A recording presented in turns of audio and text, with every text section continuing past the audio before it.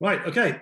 Welcome to the Negotiation Club for practical practice negotiation skills. Now, we've got a special edition today, which is, in fact, we're having a negotiation with myself and Fred.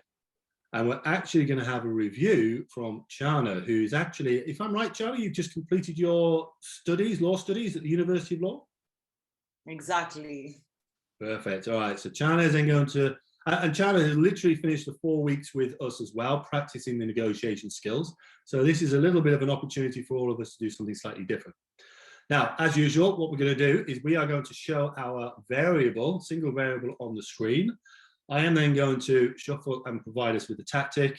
I'm then going to put 4 minutes on my clock here. Fred and I are going to have a negotiation, and at the end of that, we'll go through the same review period, review process, okay? I am the seller, so it's a role reversal here as well. So, Fred, if you look away from the screen just for a moment. All right, now then, for everybody else, this is going to be my card, or rather my variable. So my break-even point, so this is the number, or this is the variable I need to negotiate above. So that is my variable. And a tactic for me, so this is going to be my tactic to try and practice with purpose.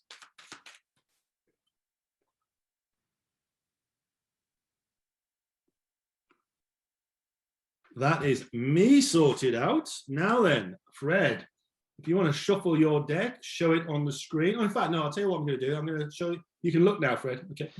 Okay. All right, Fred, I'm going to show you your tactic first, okay? Yep. All right, so this is a tactic for Fred. So this is so I don't get to see it, but can you read that? Yep. Okay. Right, now I'm going to look away, and Fred, you're going to show your variable, so shuffle your cards and get yourself a really nasty one, okay?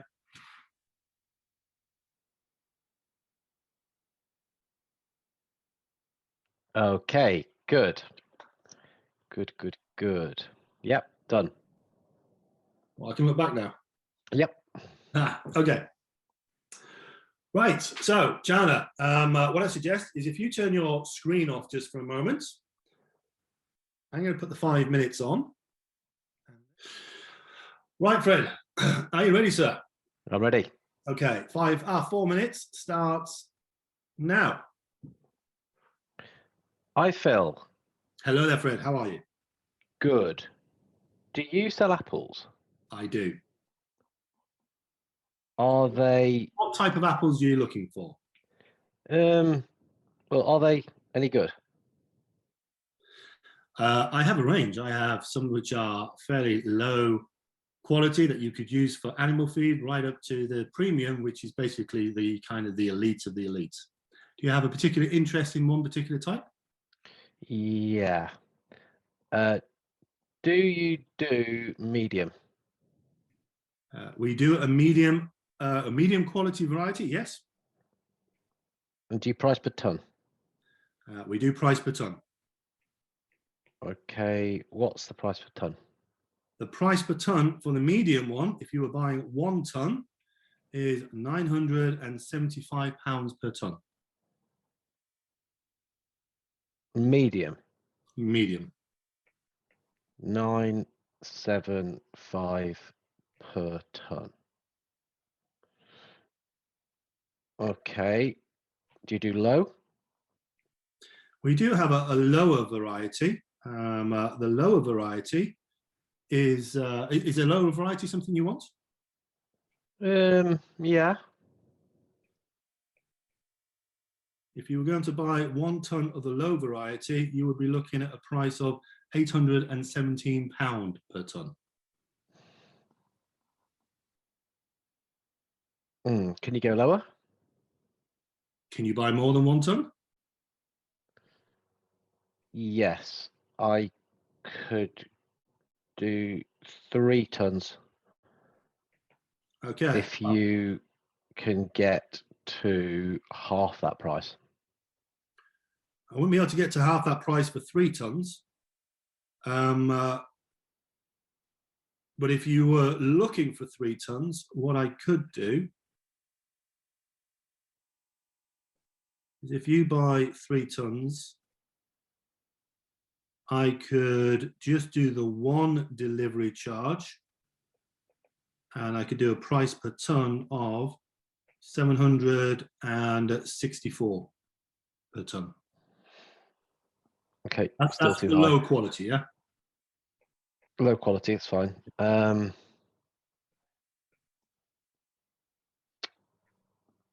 What are these animal feed apple things that you said? Animal feed quality.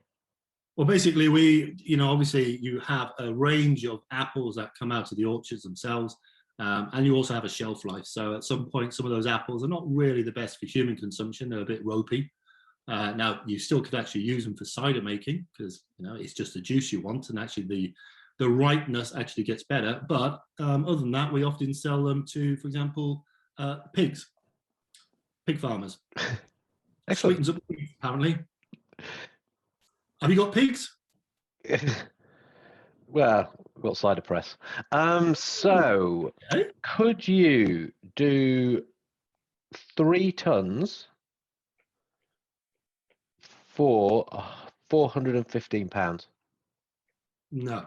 of the low quality, pig quality, No. big apples? Yeah. No.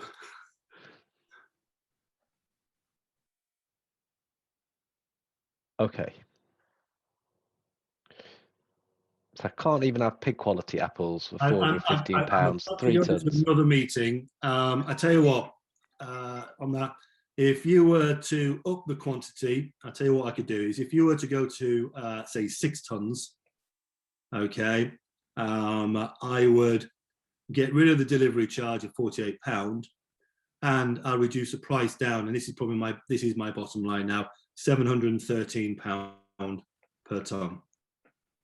That's a low quality, so Yeah. No, I can't do that. I'm gonna have to not do a deal this time around. okay. All right. Thank you very much, Fred. Okay. I'll see you again in the future. Get some pigs. Okay, yeah, definitely. Yep. When you got lower than pig quality apples. Worm. Worm apples. Brilliant. Okay. End of negotiation. Channa, you can come back onto the screen there. I got a feeling I know what tactic you were using. I don't feel as if I was able to really get mine in as well as I wanted to be honest. But if I was to say there was a tactic you were using, was it closed questions? Yeah. Okay. Yeah, definitely. I kind of got that impression very early on. Yeah. Fred, any ideas to what the hell I was trying to do? No, but I didn't really give you any chance to do that because I was just shutting everything down with a closed question because that's what it does. Yeah. So it's hard for me to judge that. I had open question. Oh. Yeah, that was going to work one way or the other then. Yeah, it was interesting because then you ask it. I would ask a question, you'd answer the question with a question.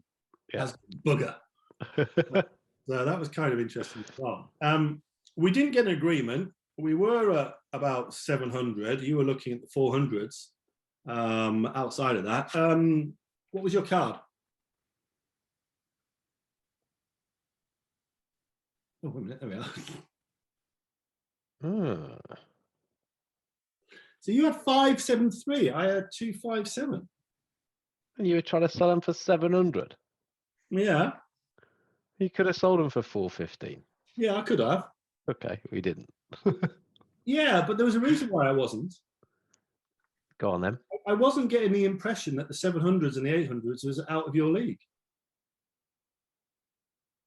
Yeah. I mean, again, this is just me from a practicing perspective. I kind of look out for whether the other party is under pressure or not. And again, this might be because we're practicing our tactics, but I wasn't getting a real big pushback from it. For example, I mean, you asked me a question. I said no. Yeah. All right. No, okay, I could have done it, but I didn't get a kind of a clear no from you from any of those other prices. Yeah, it's interesting. I was, so in the spirit of the learning experience, it was using closed questions like that is so contrary to what I train, what I do, how I operate. It was really hard, but that's what we're here to do. It's to practice, develop another skill. So I was probably spending more time thinking about how to stay closed, which then shut the whole conversation down. Yeah, I could have still asked closed questions, but given you information as well. But for me, when I was closing, I closed everything down and was in my own head about how to keep doing that. It was such a big change for me. It was hard work. Would it be right in thinking that because you were so focused on using that tactic as well, the rest of the kind of negotiation almost went out the window? Yeah. Mm-hmm. Yeah. I see it a lot where it's practice on that tactic, and because I'm not familiar or I don't use that tactic very often, the rest of the negotiation gets ignored or the brain matter doesn't go on it. Yeah. Channa, you were watching. Yes, I was. What did you think? I thought it was really interesting to see the combination of the open questions and the closed questions in one negotiation. And actually, Phil, you were not able to ask many open questions because of Fred's closed questions. Like you didn't really ask any questions because he kept shutting you down. So maybe these two tactics don't go well together. Like if one person is trying to ask questions and the other one is shutting it down, it becomes a bit difficult. Okay. And I saw other tactics being used. So Phil, you also paused and considered when you were talking about the 3 tons and the delivery charge. And Fred, you did ask an open question at some point about the animal feed apples. So this did start a conversation because then Phil started talking about the apples and he talked about the pig apples, and then you kind of mirrored the words and you started talking about the apples as pig apples. But Fred didn't say no a lot. Like you only started saying no at the end when you probably saw it was not going the direction you wanted it to go. But throughout the whole negotiation, you never said no. You were just asking closed questions. Yeah, it's interesting. You know, for me, it's so against how I would normally do it. And I think Ron's used closed questions as a tactic. It made me a closed negotiator, full stop. Yeah, it affected my whole mindset. Ron, just the tactic I was using. Yeah. And you did have to ask an open question at some point, because when you started asking about the animal feed apples, then you eventually did have to ask an open question. But I kind of find it interesting that, again, the way that, you know, we can practice our skills is to, okay, there's something we want to practice with purpose. And I think the interesting thing here is that you practiced it to the exclusion of everything else. And as a result, that had an impact. Whereas the next set of practicing should be, okay, I'm going to practice it, but I'm not going to do it at the exclusion of everything else. I'm going to try and work out where it should work and work well. That for me is that learning journey. It was interesting because you, as you said, you asked lots of closed questions. It closed the conversation down. There wasn't a great deal of conversation until, as Channa says, we asked about the animal feed, in which case it was an open question. And I just, hey, that's great. I can talk about animal feed. We had a little conversation and we went back to the closed questions again. And it shut down, it closed down again. So fascinating to watch because we're doing it on purpose. Not what we would normally do that, and it's having an impact. Yeah. It does. And like I say, it's so contrary to everything that I do, what I train, how I encourage people to do things. You know, think about the elements PQ. What I write the book about: trust, win-win focus, interdependence. Our successes are going to be joint. Yeah, self-disclosure and feedback, giving information about yourself, giving feedback to the other person. If you're not going to ask decent questions and respond to decent questions, it's very difficult to do that. You know, and kind of I always get people more open questions, more TED questions. Tell me, explain to me, describe to me. Yeah, hypothetical questions. If we were to do this, and suddenly I'm having to remember to ask them in a closed manner because I don't want yes or no answers usually. But yeah, it's very insightful, very insightful. Yeah. For me, I was also putting some notes down here. So yeah, and there was a question, oh, what type are you looking for? And then you came back, and I think there was another question, do you do, I said, like, we do a variety, low, medium, and sort of premium, the elite version. He said, so you do medium? I said, yes, medium. Do you price per ton? So again, lots of closed questions, price per ton. Yes, we do. And then I said, you know, and for the medium price, it would be £975 per ton. And at that point, I was really trying to look to see what the reaction was. And you kind of went, there was no, I put in brackets, no reaction, all right? And then you stated medium. And then you went 975. 975 per ton. And to me, it just felt, okay, I'm not getting that kind of pushback. Certainly not getting the impression that it's like, you know, almost double your budget. And I was sort of just waiting for you to sort of say, look, that is just never going to work for us. I mean, genuinely, it's not going to work for us. Da, da, da, da, da. But I guess because you were thinking about the closed questions, because I think the next question you have is, yeah, do you do low quality? Now, the thing is, I also was thinking that you're going to just go down the quality route. So at some point, you're going to ask me the low quality. So that's why I also put the medium at fairly high. You know, I had on my notes as well, I don't know what your budget was, but I put a hypothetical budget of 800.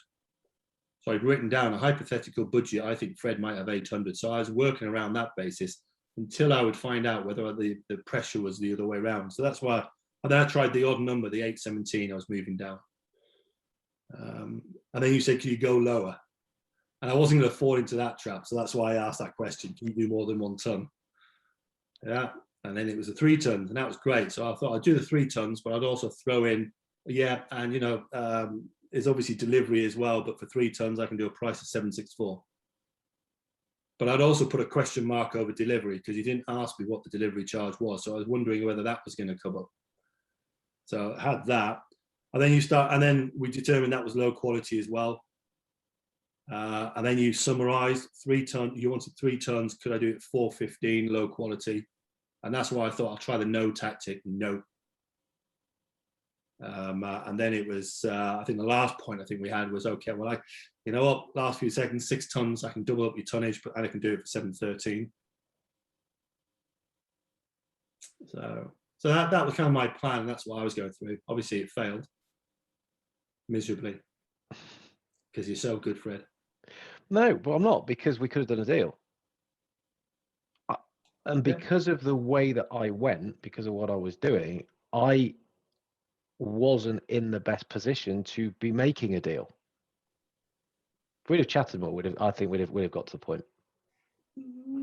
Yeah, but we were trying to practice particular tactics on purpose, which is one thing. Okay, so it's not always about the deal; it's about how do they impact the negotiation. That's pretty good. It did have an impact, you know. So you learn by the fact that, you know, that closed question approach and the way that you went right at it had an impact on the whole thing. And as far as other elements that come into play in the negotiation, I was misreading it. You know, if the closed questions was not necessarily the focal point and we were allowed to negotiate as we would like, I'm sure you would have been in a more comfortable style where you would have pushed back straight away with the 975. It's because the closed questions also made me less expressive, made everything else. So it put this whole kind of thing over me. Now, you know me normally, if I was, Phil, are you honestly telling me you're going to charge me £764 for pig apples? No. You're insulting me, mate. Come on, that's embarrassing. I'd say stuff like that normally, wouldn't I? But why didn't you? I don't know, because I got this kind of weird cloak over me about trying to keep it in control with the closeness. Now, here's a really interesting thing as well, is it's amazing how a third party pressure can have on the negotiators themselves. So if you're going to negotiation for a business and you've got your boss telling you that you have to deal with it or you have to achieve that, it can completely undermine the way that you were going there. You might get it, you might not get it, but that external pressure can actually have create an underperformance in your negotiation style. Just like this, you have to use closed questions. Fine, my style has just changed. We didn't get an agreement. If I was allowed to do my style, I might have been able to get agreement because I would have been more expressive and I would have been able to have more of a conversation. Interesting. Channa, anything from you? And any salesperson that's been trained, as soon as you see the boss in the room, happy days. Explain. They can make bigger concessions. They can shift more normally. Why is that? But they've got more power. They normally have bigger areas that they can move around, haven't they? Interesting. But that's advice I give to salespeople, because often they'll say, "Oh no, I've got a negotiation and I've got the head of global purchasing there." Brilliant. That means that what you're selling, they are really interested. They're taking this very, very seriously if they've got that person involved. Don't be spooked. You're in a really strong position. And they can make bigger shifts than the person that you're speaking to might be able to agree to.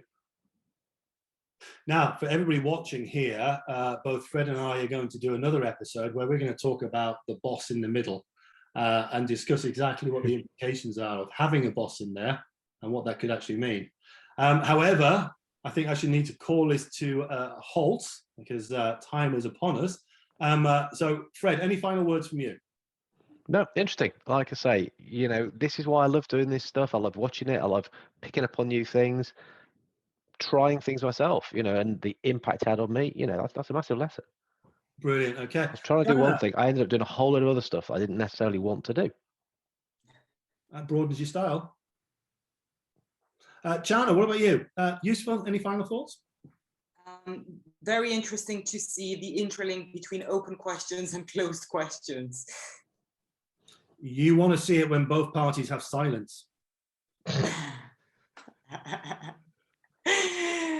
Right, on that note, just to say, everybody who's been watching, obviously go back, have a look at the negotiations again. There's a lot of things that we miss out, and this is a real opportunity to try and work out exactly what's going on, and obviously add any comments in there as well.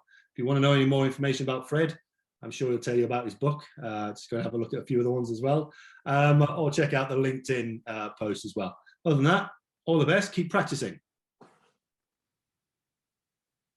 You can wave, yeah, you can wave.